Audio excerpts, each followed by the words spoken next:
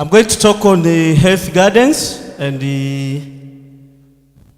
who is handling the computer? Not sure. Erin is coming. Are you handling the computer?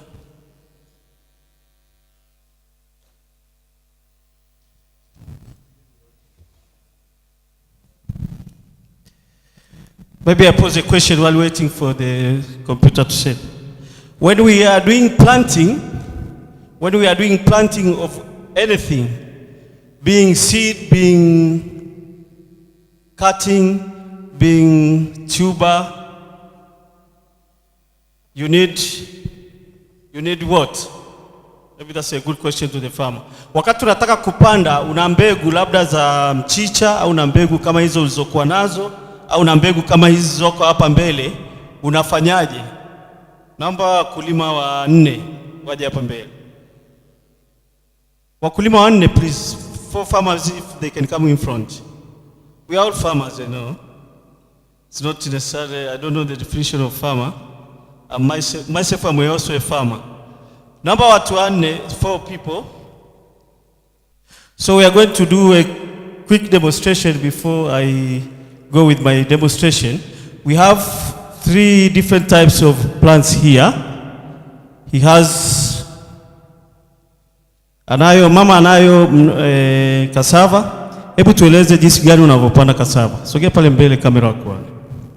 Kisamvu au mboga ya aina hiyo ya jamii hiyo. Kwanza wakati unapojiandaa kupanda kisamvu, kwanza kabisa unatakiwa uandae bustani au shamba ambalo unataka kupanda kisamvu. Baada ya hapo unachukua jembe, unachimba shimo, unaweka na mbolea kidogo, unapanda, alafu unaweka maji.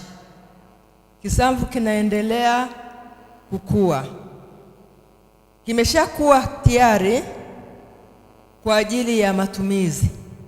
Tunachukua hiki kisehemu cha juu ambacho ni laini kidogo hapa, tunatwanga kwenye kinu. Sisi wapare tuna vino, hatuna mashine za kutwangia, tunatwanga kwenye vino. Unatwanga kwenye kinu, basi unabandika jikoni, unachemsha, kinaiva. Baada ya hapo unaingia kwenye kuunga.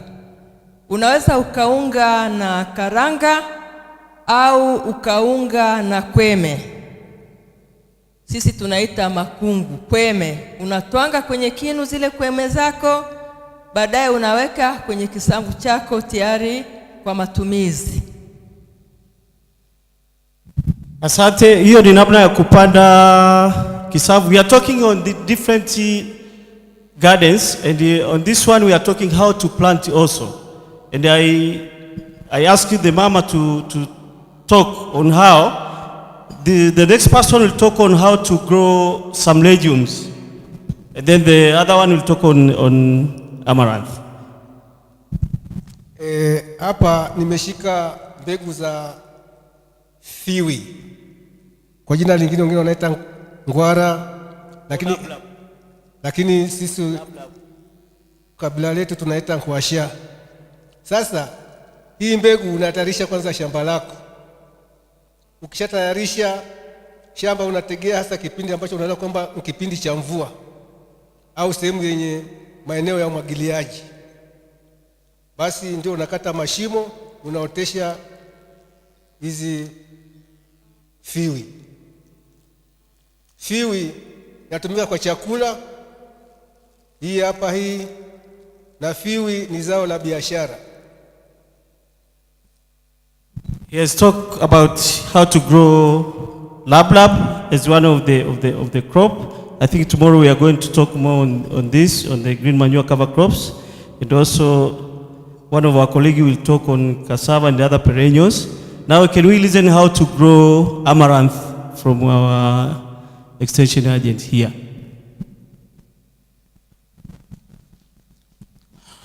Okay. Here I have amaranth seeds. In growing amaranth, we have two ways of growing it. depending on what kind of amaranth you're using or you want to grow. If it is the leafy vegetable, leafy amaranth, you prepare your land well. It should be, the seed bed has to be fine. You manure it, and then you make drills. Drills ni kuchimba mistari katika hilo shamba wakati umelilima na umeweka mbolea. Sasa unatengeneza drills. Ukitengeneza drills, hii mbegu kwa sababu ni ndogo, unachukua kidogo kidogo ukiweka katika hiyo drill. Alafu unafunika kidogo, alafu unaweka maji. Wakati mwingine unaweza kuweka kwa nursery. Hii unaweza kuweka kwa nursery ikiwa ni ile ya leafy vegetables. Unaweka kwa nursery, halafu una transplant, na ukitransplant una transplant katika sehemu unaweka namna hii, that is 15 centimeters. Kutoka kwa mmea mwingine mpaka mwingine ni 15. Kwa huku upande mwingine inakuwa ni 30, unaweka mara mbili namna hii. Kwa hivyo unaweka hizo mbegu zako namna hiyo na mbegu zako namna hiyo. Lakini ikiwa ni ya grain amaranth, ikiwa ni ya grain, the grain amaranth unaipanda kivingine. Ingawaje utatengeneza shamba lako kama kawaida, lakini wakati wa kupanda sasa grain amaranth, spacing yake ni tofauti, kwa sababu hii uta harvest grain. So spacing yake ni 30 centimeters by 60 centimeters. Yani 30 mmea kwa mmea ni 30, lakini drill paka drill nyingine ni 60. Kwa hivyo that is what you do. Lakini kwa sababu hii ya amaranth ya grain, wakati imeanza kumea, after 2 weeks ni ufanye thinning. Thinning ni kwamba unapunguza ile mimea ili uache katika ile distance ya 30, na halafu uanze heaping, kuwekea mchanga, kwa sababu usipowekea mchanga itakuwa kubwa halafu itaanguka. Kwa hivyo unaweza kuweka mchanga halafu ndio inaendelea kukua.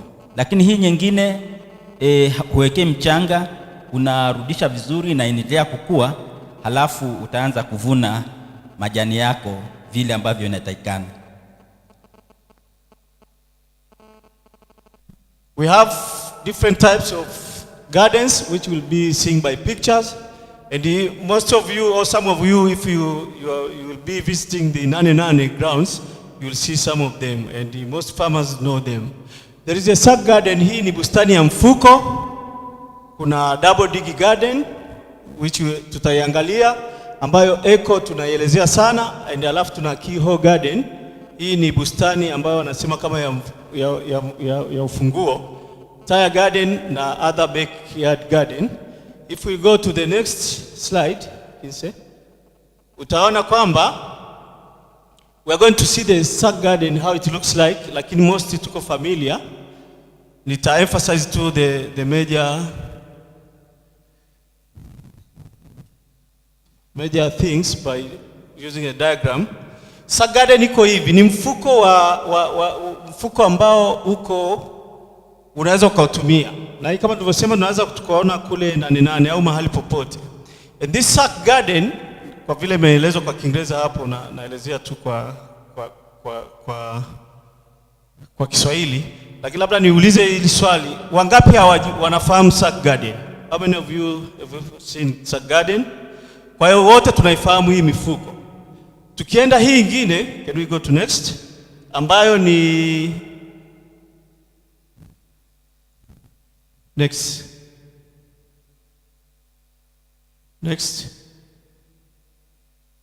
Hiyo sub garden tunaifahamu. Next please. Tumesema next. Maybe here I have to elaborate kidogo. The spacing between, when you have a sack garden, you can use your hand. And the spacing, you can see from here to here is about 15 centimeter. And you do it zigzag. So you don't need a ruler, huhitaji ruler, ukatumia tu mkono wako kupima kipimo, and you can insert your seeds. But there are some seeds which you cannot put. Kwa mfano hapo unaweza kuotesha muhogo. Okay, I want to insist on this, the double dig. I want to insist the double dig. Can you turn up there, Eri? Double digging. Double means what? Mara ngapi? Mara mbili. And this is a very nice approach to the most of the field. Maybe we insist on this because in most of the places you find there is cow dung manure, there is chicken manure, and there is compost. And this method of garden is very, very nice. If you use it even in Maasai area, the double dug bed requires a high initial input of labor, of course, and you can when you construct it, you can use it for more than 4 or more years. Depends on how you are feeding the soil. And this has been, I mean, there is best practice of this. Some of the farmers which they are doing double dug beds, they've used it for more than 20 years. We have some farmers like in Tengeru, when Erwin was with the Heifer project, there are some farmers who started the double dig, and they are still using their double dug bed. But this one, how the way of constructing it is by, maybe I come to the picture now, is by digging the first 30 centimeter or 30 centimeter, which is how many inches? 12 inches, yeah? Yeah, the topsoil you put in one side, and then you go to the subsoil, another 30 centimeter, which is 12 inches, you put on the other side, and then you do like percolation, you percolate the soil, and on returns now, if you have, let's say you have a double dug bed of this size, the length of say 10 meters, you need in each meter you need 3 debes of mbolea, of manure, to add on the topsoil, to add on the subsoil, and to add on the area which you have been percolating. The other ways, maybe I use this as an example of a double dug bed. So I said, you remove or you dug 1 foot, you put one side, and then you come to the second foot, you put the other side, and then you do the percolation, and you come with 1 debe here, one full tin of mbolea or manure, like a bucket, in 1 meter in the percolated land, and then you use the topsoil, you add another 1 debe of the manure, you put, now you return the first soil, actually the topsoil, to be in the center, and then the subsoil will cover the soil. The essence is that the topsoil normally has also some weed seeds. So these weed seeds can be at the middle now, and you also, because this is the soil which normally when you do fertilizer or you apply some organic manure, whatever, is the one also it is richer than the subsoil. It will be also rich with the nutrients. So when you insert a plant or seeds can have a free root zone to go deeper and deeper. In that case, you can have advantage of doing intercropping of different types of vegetables. So that is double digging. So the next garden, please can we go to the keyhole? The next garden, because my time is also a problem, is a keyhole garden. And this one, you can use it is also in the urban area, like a decoration. You can see this one is a nice one. It's a keyhole garden. I'm not sure of the Zimbabwe if you have this kind of gardens, the keyhole gardens. They've started in Lesotho.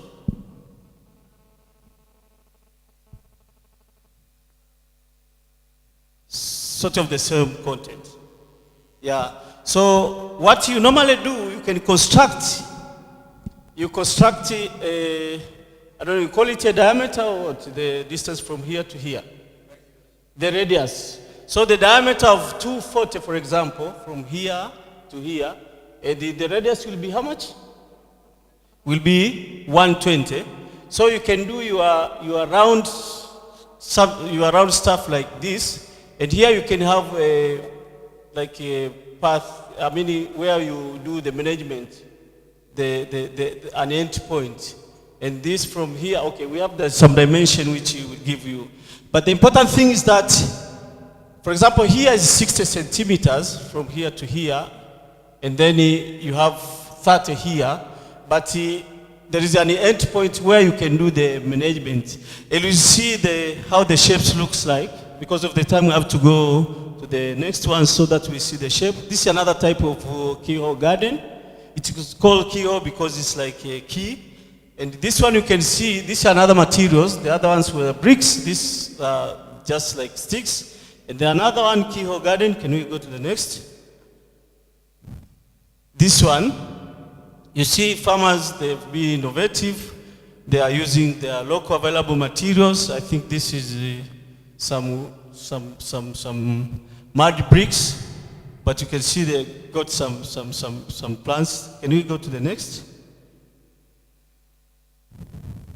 This is another type of keyhole gardens. So what I'm insisting here is that you can use different materials, no waste of materials in your field, so that you can have your gardens. And not necessarily to be like round. You see also this one is like it has been like a square. It's also a garden, a raised garden.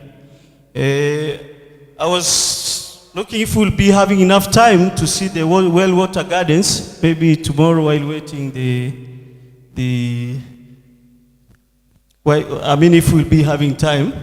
But the other ones are the tire gardens, and here there is an exercise which I don't think we have time to do it. We don't have, but if time allows, we can see the well water gardens for a video which is in your. If I pause for the questions, while Erin looks if we have that one, because that's the end of the session. Yes, video. Sorry, I forgot to tell you before.